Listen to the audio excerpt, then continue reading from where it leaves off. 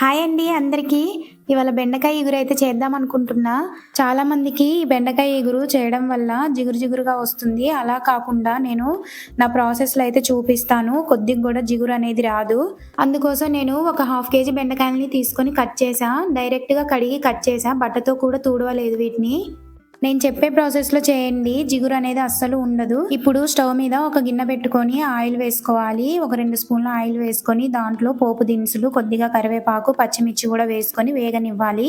అవి వేగిన తర్వాత దాంట్లో ఈ బెండకాయ ముక్కల్ని కూడా వేసుకొని చక్కగా కలుపుకోవాలి. ఈ బెండకాయ ఇగురు చేసేటప్పుడు మూత అస్సలు పెట్టకూడదు. మూత పెట్టడం వల్ల జిగురు అనేది వచ్చేస్తుంది. అందుకోసం అని చెప్పేసి లాస్ట్ వరకు మూత పెట్టకుండానే చేయాలి. ఇప్పుడు బెండకాయ ముక్కలు కూడా వేగాక పసుపు, ఉప్పు కూడా వేసుకొని కలుపుకోవాలి. మధ్య మధ్యలో కలుపుతూ ఉండాలి. ఎందుకంటే అడుగు పడుతుంది కదా, మధ్య మధ్యలో కలుపుకుంటూ ఈ విధంగా వచ్చేటట్టు వేగనివ్వాలి. మూత అస్సలు పెట్టుకోకూడదు. చూడండి బెండకాయ కూడా మంచిగా మగ్గిపోయింది. ఇప్పుడు దీంట్లో కారం వేసుకుందాము.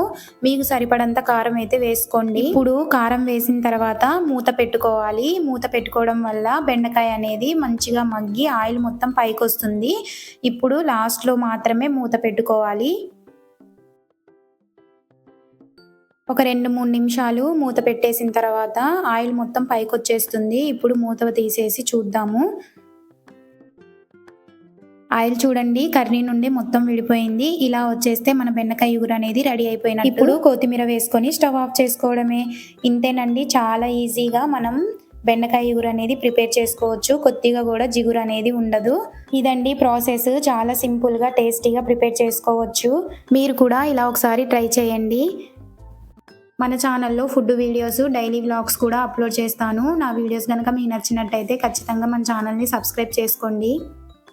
ఇదండి ఇవాల్టి వీడియో. నా వీడియో కనుక మీకు నచ్చినట్టయితే ఖచ్చితంగా మన ఛానల్ని సబ్స్క్రైబ్ చేసుకోండి. అలాగే లైక్ చేయండి, షేర్ చేయండి, కామెంట్ సెక్షన్లో కామెంట్ చేయండి నా వీడియో ఎలా ఉందో. Thank you for watching.